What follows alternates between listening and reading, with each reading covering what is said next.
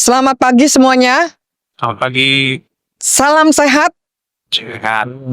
Kita harus bersyukur ya kalau kita diberi kesehatan. Kadang-kadang tuh kan pagi udah dengan pekerjaan lupa bahwa segala sesuatu kayaknya kalau tidak dengan kesehatan tidak akan mungkin kita bisa mengerjakan dengan baik.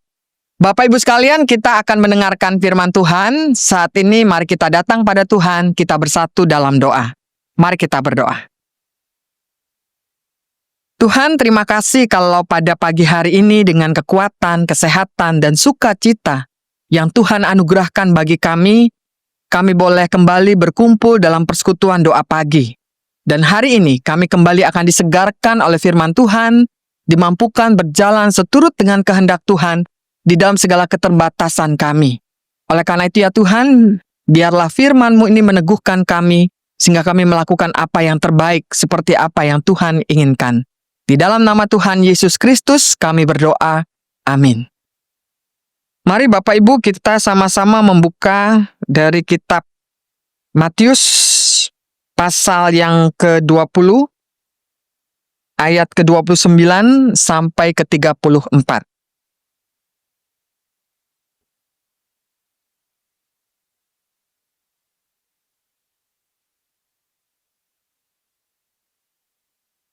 Matius pasal 20 ayat 29 sampai 34 menyatakan demikian, Saudara. Ketika Yesus dan murid-muridnya keluar dari Yeriko, orang banyak berbondong-bondong mengikuti dia. Ada 2 orang buta yang duduk di pinggir jalan. Mendengar bahwa Yesus lewat, lalu mereka berseru, "Tuhan, Anak Daud, kasihanilah kami." Orang banyak itu menegur mereka supaya mereka diam. Namun mereka makin keras berseru, "Tuhan, Anak Daud, kasihanilah kami." Lalu Yesus berhenti dan memanggil mereka. Ia berkata, "Apa yang kamu kehendaki kuperbuat bagimu?" Jawab mereka, "Tuhan, supaya mata kami dapat melihat." Tergeraklah hati Yesus oleh belas kasihan kepada mereka, dan ia menyentuh mata mereka. Seketika itu juga mereka dapat melihat, lalu mengikuti dia. Saudara, sampai semikian jauh pembacaan kita, tentu yang berbahagia adalah kita yang mendengarkan firman Tuhan, serta memeliharanya. Hari ini temanya seperti yang terpampang di belakang saya adalah seruan iman. Nah saudara, dalam hidup ini kita seringkali tidak punya pilihan hidup. Kadang-kadang kita mengatakan bahwa Tuhan, saya maunya begini. Tapi ternyata yang dikasih malah begitu. Saudara, memang kita tahu bahwa pilihan hidup itu tidak mudah untuk dijalani. Tapi itulah satu-satunya hidup yang kita miliki. Kita mau protes apapun, tapi kalau Tuhan memang menganugerahkan hidup yang seperti itu, ya mau tidak mau kita jalani. Seperti juga di dalam pembacaan kita pada hari ini, saudara. Kita bertemu dengan kisah tentang ketika Yesus keluar dari Yeriko. Ya, ternyata pada saat itu digambarkan banyak orang berbondong-bondong mengikuti Yesus. Tapi menarik, saudara. Biasanya kalau orang banyak begitu kan pasti yang jadi sosoknya yaitu Yesus begitu, orang pada fokus ke sana gitu ya. Nggak ada yang fokus kemana-mana, ya kan gitu. Nah, tapi yang menarik, justru disinilah kita melihat Yesus di kerumunan yang banyak orang itu, ya mendengar begitu ya, teriakan 2 orang buta, 2 orang yang mengalami matanya tidak bisa melihat. Jadi kalau kita melihat orang yang matanya buta, Bapak Ibu, ini kan kita tidak hanya melihat bahwa dia itu cuma lemah di dalam matanya, ya. Tidak ada satu orang pun yang ingin buta kan, ya. Tapi kalau kita memahami orang buta ini, mereka tuh bukan hanya kekurangan di dalam melihat sebenarnya. Tapi mereka nggak punya daya. Mereka nggak punya kuasa. Bahkan mungkin saat itu karena mereka kan namanya peminta-peminta begitu ya. Mereka tuh nggak punya masa depan. Sesuatu yang mungkin menjadi harapan banyak orang ya di dalam hidup ini. Jadi melihat sesuatu itu kadang-kadang kita nggak bisa hanya melihat, oh dia buta begitu, kasihan ya dia gitu ya. Tapi sebenarnya bukan soal kasihannya ya. orang yang mengalami situasi itu mungkin juga mendapatkan dampak yang lebih daripada hanya sekedar matanya buta. Ya, dia nggak berdaya, dia nggak berkuasa, dia nggak punya masa depan seperti itu. Nah, tetapi sebenarnya apakah betul ya orang-orang yang sepertinya nggak punya, udah matanya nggak kelihatan, udah nggak punya kekuatan, berarti nggak punya apa-apa lagi? Kira-kira menurut Bapak Ibu, di dalam bacaan kita, dia masih punya apa nih? Kalau menurut Bapak Ibu dalam bacaan yang kita baca tadi, sebenarnya dia masih punya apa? Oke, ya. Punya apa? Bu Mira, suaranya jangan kecil-kecil. Punya apa Bu Mira? Punya iman katanya ya. Selain punya iman, masihlah ada dia. Selain punya iman. Punya apa lagi? Pengharapan. Punya iman, harapan, ya ada temenan itu antara iman dan harapan. Ada satu yang dia lakukan dengan apa? Betul. Dia punya suara. Jadi jangan orang seringkali kalau ngelihat situasi seakan-akan, wah Tuhan, saya nggak punya apa-apa di dunia ini, semuanya kayaknya runtuh gitu ya. Itu kan karena dia nggak jeli melihat gitu kan. Orang buta ini yang katanya nggak punya kuasa, nggak punya masa depan, matanya nggak kelihatan, sebenarnya masih punya. Sama juga setiap kita ya, kadang-kadang juga begitu kan, di tengah-tengah persoalan hidup, seakan-akan kita, kalau lagi persoalan apalagi kita, wah besar sekali, kita kayaknya nggak punya apa-apa. Sebenarnya masih punya. Ya seperti dua orang buta ini masih bisa berteriak, berseru. Dia mengatakan, Tuhan, anak Daud, kasihanilah kami. Saudara, ini seruan seperti apa sih gambarannya kalau dua orang buta ini berseru, Tuhan, anak Daud, kasihanilah kami, ini seruan apa nih? Seruan orang yang ketakutan atau seruan yang bagaimana? Hah? Seruan? Kok takut-takut jawabnya nih, seruan ketakutan ini kayaknya. Bapak Ibu, yang pasti ini bukan seruan ketakutan ya. Memang berseru ya, tapi bukan dalam kondisi takut, putus asa, panik.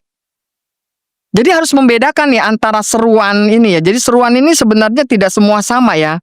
Jadi orang berseru itu ada yang namanya seruan iman ya, seperti tema kita hari ini, tapi juga ada yang namanya seruan ketakutan. Ya. Sama sih berseru ya. Bapak Ibu juga suka begitu kan, kadang-kadang berseru ya di tengah-tengah beban yang terus kayaknya kok tambah lagi gitu. Nah, harus diteliti tuh, seruan yang kita ucapkan itu apa seruan iman atau itu seruan ketakutan, kepanikan. Nggak tahu lagi harus berbuat apa. Nah, dua orang buta ini di tengah-tengah berbondong-bondong banyaknya orang itu masih sanggup berseru ya, yang mungkin orang melihat ini orang panik, takut, tapi sesungguhnya Tuhan melihat, Tuhan bisa jeli melihat loh bahwa seruan itu adalah seruan iman. Apa sih bedanya seruan iman dengan seruan ketakutan? Kalau seruan ketakutan, kepanikan, yang dilihat yang paling besar apa? Masalah, persoalan, pergumulan yang tidak ada hentinya. Tapi kalau seruan iman bukan. Seruan iman adalah seruan di mana dia berteriak percaya 100%, tidak kurang, bahwa Tuhanlah punya kuasa dari segala kuasa apapun yang ada di dalam dunia itu. Dan itulah yang sebenarnya diserukan oleh kedua orang buta itu. Makanya kalau kita hari ini belajar dari perikop ini, ada 3 hal yang bisa kita pelajari dari seruan iman itu. Apa itu? Yang pertama, bahwa seruan iman itu sebenarnya keluar dari sebuah kebutuhan yang mendalam. Ya. Jadi Bapak Ibu, ketika kita punya persoalan, pergumulan yang berat, siapa sih yang tidak pernah mengalaminya? Ya, kalau diberi kesempatan bersaksi di sini ya, saya percaya gitu ya, Bapak Ibu bisa menceritakan tuh lika-liku hidup di masa lalu sampai di titik ini, bagaimana beratnya, berjuangnya, berusahanya begitu ya, bisa sampai di titik ini. Nah, kalau kita perhatikan itu Bapak Ibu, sebenarnya kita percaya bahwa di dalam setiap pergumulan demi pergumulan itu, di dalam segala keterbatasan kita sekalipun, sebenarnya kita melihat Tuhan tidak pernah diam. Tuhan selalu bekerja, bahkan di saat-saat keterbatasan kita. Di tengah-tengah setiap kebutuhan kita yang sangat mendalam itu, Tuhan mendengar. Jadi C.S. Lewis itu pernah mengatakan bahwa Allah sering berbicara paling jelas itu justru ketika kita ada dalam kesesakan. Makanya kalau kita membaca pemazmur gitu ya, mazmur-mazmur itu kan itu banyak sekali ya mengungkapkan ungkapan iman tentang kesesakan, penderitaan, kesakitan hidup yang tiada taranya. Itu diungkapkan. Jadi memang begini Bapak Ibu, kalau kita mendengar orang berteriak dengan segala persoalannya, kita nggak boleh mengatakan, udah diam aja gitu ya. Karena itu sebenarnya juga sebuah cara gitu ya untuk mengungkapkan apa yang mungkin dia nggak bisa sudah katakan lagi gitu ya. Kadang-kadang kita perlu berteriak, menurut saya. Kita perlu berseru begitu ya. Untuk kita juga punya ruang kelegaan. Makanya kadang-kadang kita juga perhatikan kan kalau ada orang diajarkan juga, ayo ke taman yang luas gitu ya, berteriak sekerasnya gitu kan. Supaya apa? Supaya beban yang ada di dalam pikiran, di dalam hati itu bisa lepas keluar gitu kan. Asal jangan di rumah ya. Kalau di rumah nanti orang pada mikir, ini ada apaan gitu ya. Kalau di taman yang luas gitu kan berteriak gitu ya karena atau di samudra gitu ya, samudra di pantai lah, di pantai gitu ya. Nggak ada orang ya nggak apa-apa sebenarnya kan, bisa keluar segala hal yang mungkin menyesakan hati. Tapi yang pasti secara seruan iman itu sebenarnya adalah sesuatu yang mengajarkan kepada kita bahwa kita punya ruang, punya tempat ya, sesuatu untuk kita bisa mengungkapkan kepada Tuhan di dalam segala kesesakan kita, seperti juga yang dialami oleh dua orang buta ini. Ya, mungkin orang yang berbondong-bondong itu semuanya berbondong-bondong juga hanya fokusnya kepada Yesus begitu ya. Tapi menarik ya. Jadi jangan kita berpikir, Tuhan, apa Tuhan punya waktu untuk saya? Kan manusia di dalam dunia ini jumlahnya luar biasa. Apa Tuhan memperhatikan? Nah, buktinya dalam pembacaan kita, di tengah-tengah berbondong-bondongnya orang itu telinga Tuhan itu jeli banget gitu ya, mendengar apa yang menjadi seruan dari dua orang buta ini. Lalu yang kedua yang kita bisa pelajari bahwa seruan iman itu jangan menjadi tawar hati gitu ya. Ketika mungkin dunia ini tidak memperhatikan, bahkan membungkam kita. Ya, seperti juga apa yang dikisahkan di dalam dua orang buta ini kan, ketika dia berteriak, ketika mereka berteriak begitu kan, Yesus anak Daud, ya Tuhan anak Daud kasihanilah kami, itu sampai 2 kali begitu ya. Mereka dipungkam sekalipun, tetapi ternyata ya dua orang buta itu nggak diam tuh. Dia nggak ngikutin apa yang dikatakan orang-orang di sekitarnya. Di kerumunan orang itu mencoba membungkam mereka, diamlah. Tapi yang terjadi apa? Mereka itu makin berseru, ya, makin kuat menyuarakan iman mereka. Mereka tidak takut pada penolakan orang-orang yang ada di sekitarnya. Nah, kehidupan kita juga begitu, ya. Kadangkala ketika kita punya pergumulan, tidak semua orang merespon kita dengan positif ya. Ketika kita cerita, kita butuh dukungan, kita butuh support, kadang mereka malah berbalik seperti orang banyak ini mendiamkan, membungkam mulut dua orang buta itu. Mungkin suara-suara yang ada di tengah kita mengatakan, udahlah percuma kamu berdoa. Ya memang mungkin bukan kehendak Tuhan ke sana. Mungkin itu bukan jalan Tuhan untuk kamu bisa lanjut ya dalam keinginan atau kerinduan kamu tentang sesuatu yang kita inginkan dari Tuhan. Saudara, dari pengalaman saya pernah mengalami satu situasi di mana saya sendiri menjadi goyah ketika saya menerima panggilan Tuhan ya sebagai seorang pendeta. Jadi artinya memang ketika kita mau menuju ke satu keinginan, kerinduan, kita kadang-kadang bisa digoyahkan tapi dari suara-suara orang yang ada di sekitar kita juga gitu loh. Orang-orang yang sekeliling kita yang sama-sama kita bersekutu, beriman begitu ya. Enggak selalu juga kita bisa mengiyakan mereka, tapi juga bukan berarti menolak mereka ya. Artinya gini, kalau kita mempercayakan bahwa hidup kita ini ada di dalam tangan Tuhan, suara apapun yang mencoba membungkam kita, ya kita harus berjalan terus begitu ya, seperti orang buta ini. Ya. Mereka tidak menjadi diam ya ketika mungkin saat itu mengatakan, percumalah kamu berteriak-berteriak kepada Yesus, Yesus tidak akan mendengarkan kamu. Atau kita mungkin mengatakan bahwa, percumalah kamu berdoa, nggak ada gunanya berdoa. Atau tidak ada gunanya lah kamu percaya, memang bukan itu kok jalan Tuhan, bukan itu kok rancangan Tuhan, bukan itu kok kehendak Tuhan bagi kamu. Nah, kelihatannya nasihat-nasihat begini kan didengarnya, iya ya, jangan-jangan bukan itu, jangan-jangan saya memaksakan Tuhan. Kadang-kadang jadi begitu ya.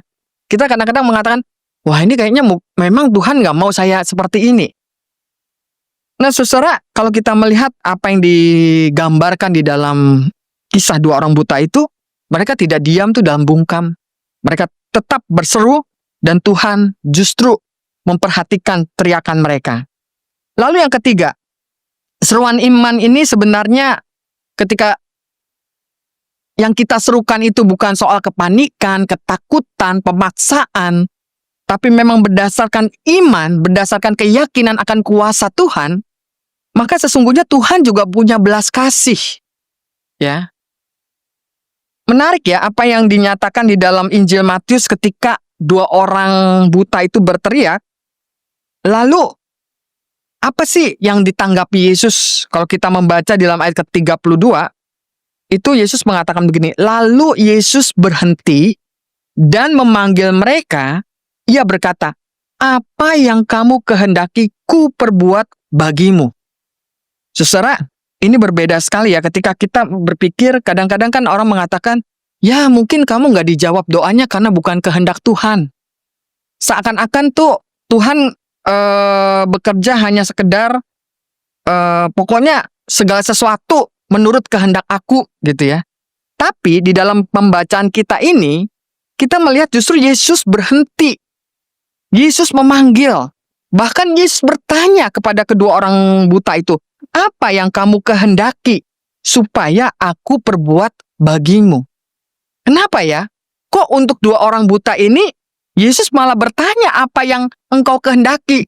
Kan biasanya kita mendengarnya, udahlah kita percayakan hidup kita pada kehendak Tuhan. Seakan-akan kita nggak punya ruang untuk menyampaikan apa yang menjadi kehendak kita. Ya. Tapi di bagian ini justru Yesus mengatakan apa yang kamu kehendaki supaya aku perbuat kepadamu. Apa sih artinya ini bagi kita, saudara? Artinya sebenarnya Yesus tidak pernah menutup telinganya bagi setiap orang yang berseru dan memohon kepada Tuhan. Ya. Tuhan tahu setiap hati kita. Tuhan melihat kok jauh lebih jeli diri kita melihat diri kita. Jauh lebih jeli dari tanggapan-tanggapan orang sekitar kita. Tuhan tahu begitu ya, apa yang sesungguhnya Dia inginkan. Nah, pada ruang ini kita melihat Yesus juga kok memberi ruang pada setiap orang yang punya kerinduan, keinginan untuk menyampaikan harapannya kepada Tuhan. Tuhan nggak pernah tutup telinganya untuk mendengar kita. Nah, karena itu, saudara, di sini kita belajar. Ini menarik nih, orang Kristen tuh seringkali salah mengartikan perbedaan antara, orang kan mengatakan gini, iya Bu, doa dia tuh diterima oleh Tuhan karena doanya tuh kuat. Artinya seakan-akan ada kekuatan doa, kita harus percaya pada kekuatan doa. Betul nggak Bapak Ibu kalau bilang, kita harus percaya pada kekuatan doa, betul? Ayo betul apa enggak? Statement ini, kita harus percaya pada kekuatan doa, betul nggak? Betul. Ini sekali lagi nih ya.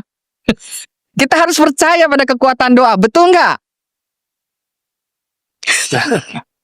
Ternyata terpecah ini. Ini pendetanya bingung nih, ikut yang mana.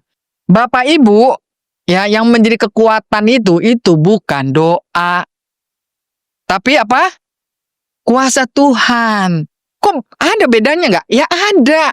Karena ada orang itu sampai berdoa jungkir balik begitu ya, seakan-akan wah ini doanya belum diterima sama Tuhan. Doa lagi gitu.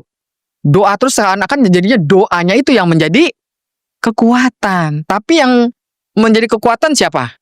Ya Tuhan. Ya memang kita diminta untuk berdoa, tetapi kita jangan keliru. Ya.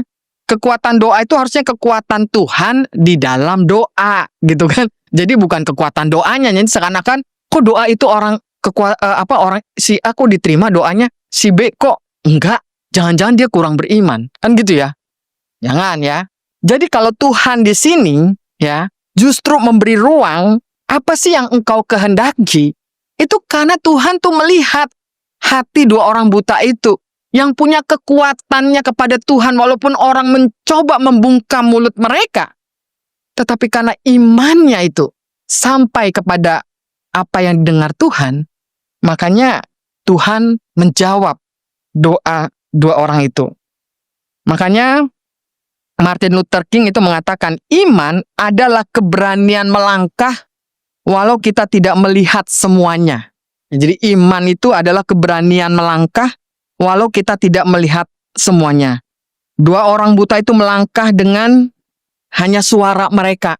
Karena udah nggak kemampuan dalam matanya, kekuatannya, masa depannya. Tapi karena dia masih punya suaranya, maka dua orang buta itu melangkah dengan suaranya. Dan Tuhan menjawab dengan mujizatnya. Dan inilah yang sesuatu yang boleh kita imani dalam perjalanan hidup kita. Seperti kisah tentang Fanny J. Crosby yang hidup di tahun 1820 sampai 1915. Bayangkan ya, di tangan seorang yang buta gitu ya, itu bisa tercipta 8.000 lagu rohani. Secara luar biasa ya. Di tangan seorang yang buta ternyata bisa tercipta karya-karya yang begitu indah.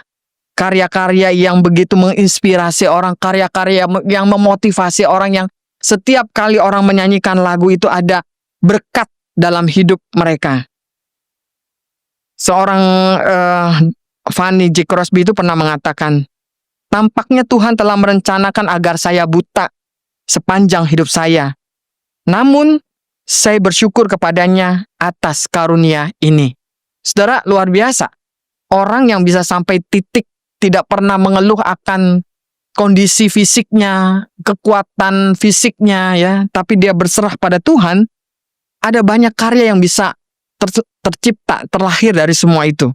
Itu bukan karena kekuatan seorang Fanny J. Crosby, tapi itu karena kekuatan Tuhan yang Tuhan nyatakan kepada dia sehingga begitu banyak karya-karya yang begitu indah yang bisa menginspirasi banyak orang.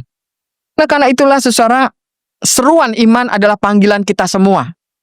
Seruan iman mengajak kita untuk ketika kita menghadapi sakit, penyakit, penderitaan yang berat, yang kadang kita udah, aduh Tuhan, dari mana jalan keluar untuk semua ini? Mungkin biaya sudah habis-habisan, mungkin tenaga juga, energi juga. Saudara, kita masih punya satu, seperti orang buta itu, berseru. Bukan dalam seruan kepanikan, ketakutan, tapi dalam seruan iman. Ketika kita punya keluarga, tapi dipandang dari sudut mata kita, bahwa kita mengalami krisis dalam keluarga, dalam hubungan satu dengan yang lain, antara suami dengan istri, antara orang tua dengan anak, ketika hubungan itu menjauh, merenggang, seakan tidak punya jalan keluar, saudara, kita masih punya seruan iman untuk berseru dan meminta kepada Tuhan, agar Tuhan memberikan jalan keluar bagi keharmonisan hubungan dalam keluarga kita. Ketika kita mengalami begitu banyak persoalan hidup yang kadang-kadang semuanya jalan sudah tertutup, tapi Tuhan mengatakan kamu masih bisa berseru kepadaku untuk Tuhan menjawab setiap apa yang menjadi kerinduan kita. Karena itu saudara, dalam seruan iman inilah kita belajar untuk senantiasa mengakui apa yang menjadi kebutuhan-kebutuhan terdalam kita. Dan belajar untuk menolak dunia yang sering kali mengajak kita untuk membungkam diri kita dalam keraguan kita. Tapi belajar untuk justru menyentuh hati Yesus yang penuh belas kasihan. Karena di sanalah kita bisa melihat bagaimana karya Allah dinyatakan di dalam hidup kita. Dalam seruan iman. Amin. Saudara, mari kita berdoa.